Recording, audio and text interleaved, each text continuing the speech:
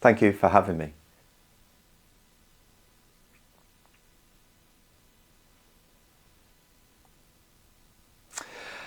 Yeah, I think football clubs are kind of uniquely fragile.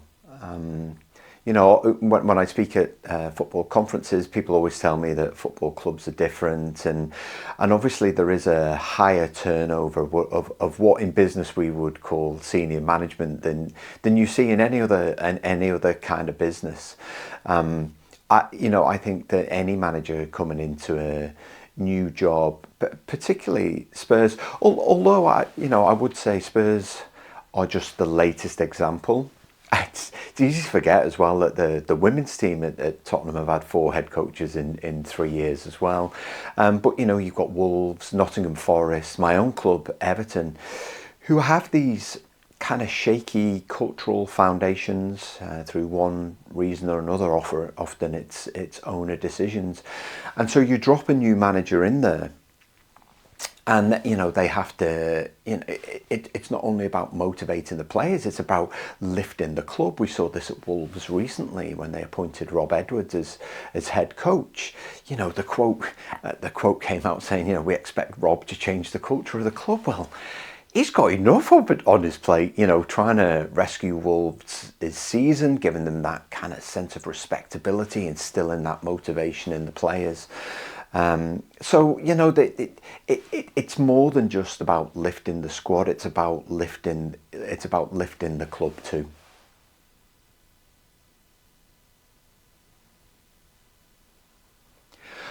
Well, I don't. Businesses obviously don't have the level of senior management turnover that football clubs do. Everything centres around the first team. Of course it does. That's where results happen. And yet what businesses recognise that maybe football clubs don't is that you need the structures underneath the first team. You need to make sure that people have got the right skills, the right behaviours for today. And you need to make sure that kind of everybody is supporting everybody else in order to achieve the same goal. It sounds very, very easy in practice, but actually it's quite complex, it's quite difficult. But then once you understand it forever. So you take a look at some of the most successful businesses in the world, they recognise that, yes, the CEO is the figurehead of the business, and the CEO, the chief executive officer, they need to have the behaviours that we expect in 2026 and beyond. So, kind of what we used to call soft skills, things like empathy, emotional intelligence, vulnerability, all of these are really important to us now because of the way that we're now bringing up our children. But we recognise that every layer below the chief executive officer has to have those too. So what most businesses have is like a core set of values. These are the statements, the thing that the organisation stands for. And then the businesses will hire for those values. So you get this consistency across the organisation.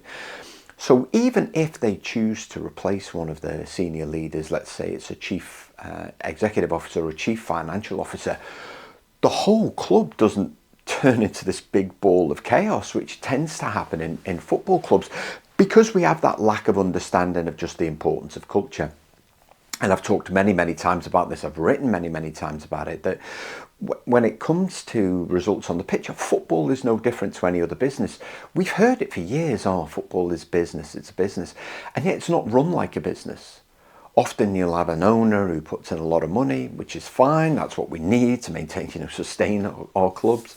But also what they need then is to build the right kind of culture in order to generate the results on the pitch. And, what we know is when organisations and teams build good culture, particularly in football, I think there's a 31% reduction in injuries. There's 45% faster integration of new signings. There's 27% increase in fan engagement, 18% better disciplinary record. So you have these things all across the board because, kind of players, athletes feel part of something, coaches feel part of something, the backroom staff feel part of something. So you get this consistency across the organisation. Well, it really does depend on your start point. You look at someone like Wolves and Rob Edwards has done a really good job in galvanising the first team and obviously bringing a different mindset, very important, bringing a different mindset on the pitch. For someone like Wolves, it would probably take between 6 and 12 months. And I think this is often the problem, is there's really no patience for building something. So you end up with these quick fire decisions, replace the head coach, without really thinking about, well, have we got the right person in the job that matches what the club stands for?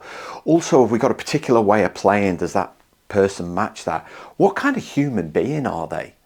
And how are they integrated into the club, into the community? The three best case studies right now for culture in the Premier League are Brentford, Brighton, Bournemouth. Right, I'm working with Bournemouth. Just a brilliant setup, a brilliant club. All three of those they do things in the right way. They really think about who's the right person to lead the first team. How does it fit in with the values that we've got as a business? Strategically, they know what they stand for. They know where they're going. They have this kind of great rapport with the supporters. The supporters understand what we're not going to win the Premier League, but we've got a good chance in the Cup. We might qualify for Europe. Yes, it's about sustaining that Premier League. The culture, whenever you walk into one of these clubs, you immediately feel it. And yet, whenever we look at these clubs, whenever I go to conferences and they talk about these clubs, it's all about data. Oh, it's all about how they're using data. Football is obsessed with data. And again, there's a place for data. Obviously, we want to monitor, make sure that we're doing the right, athletes are doing the right things at the right time. But they never mention the most important things. It's like, how do people feel? Like, how do people feel? There's still this old-fashioned attitude, I feel, when it comes to football, is that all this is a bit soft and a bit fluffy. And it ignores that generationally we've brought children up, so now young adults coming into first teams, to expect better from the people around them. And so I think this is the thing that's often missing. And so how long does it take? It really depends on the foundation. If I was working with Everton, David Moyes has done a fantastic job there, but probably need 3 to 6 months worth of kind of bringing everybody together, understanding what kind of culture we have, making sure everyone understands who's doing what when, making sure that every layer of the organisation recognises those values and able to practice them. And eventually, so I'm sure you're going to ask, well, when do we see results on the pitch? In that time. And actually, because there's that confidence that the club is doing the right things, as supporters and as a season ticket holder myself, we can look at the club and going, well, okay, they're doing the right things in the right way at the right time.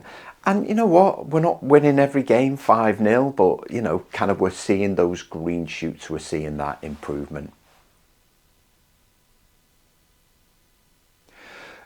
As I just said, and I think this is the thing, possibly unique with football, is just the number of people that can have an influence on the culture. Now, culture is everybody's responsibility. Everybody has a role in the culture. Culture is not the manager's job. It's not the CEO's job. It's not the sporting director's job.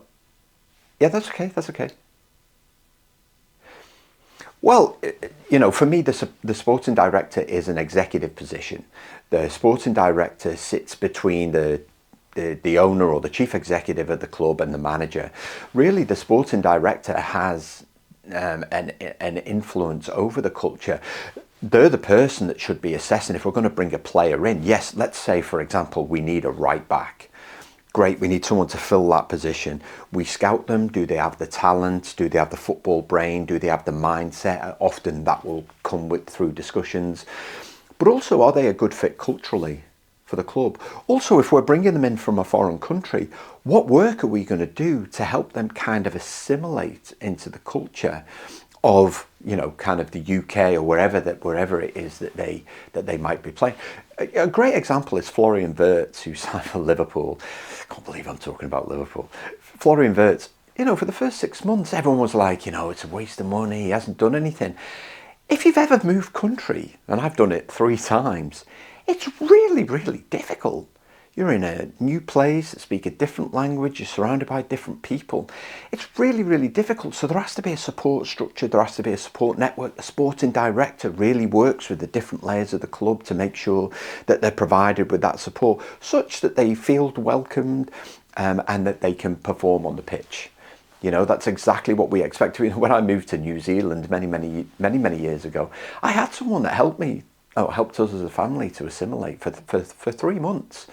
And, you know, that meant that, you know, kind of me in my role, I was able to perform much faster than if I'd had no support at all. So the sporting director really is that link between the CEO, the first team, and really, you know, kind of has this direct influence on the way things are done on a daily basis. It's to recognise the importance of culture. It's not to overlook it, and it's been overlooked, well, forever, really. If you look, you know, whenever you look, and I know we started the conversation by talking about Tottenham, but you can kind of trace Tottenham's problems back and back and back from this underinvestment in culture, different structures in different ways, different, you know, often as supporters we'll look at the style of play. And this is what I was going to say a little bit earlier, is everybody has this influence on the culture. The way the media write about it has an influence on culture. The way that we talk about it has an influence on the culture. Because then we bring those kind of thoughts, those feelings into the ground, and then we'll display them towards the players. You saw this at Tottenham, with people leaving the ground, you know, when the team really need the support. So we you know, kind of, we all have that responsibility. But, you know, if I had a message to owners, is to really recognise the importance of culture and to invest in it.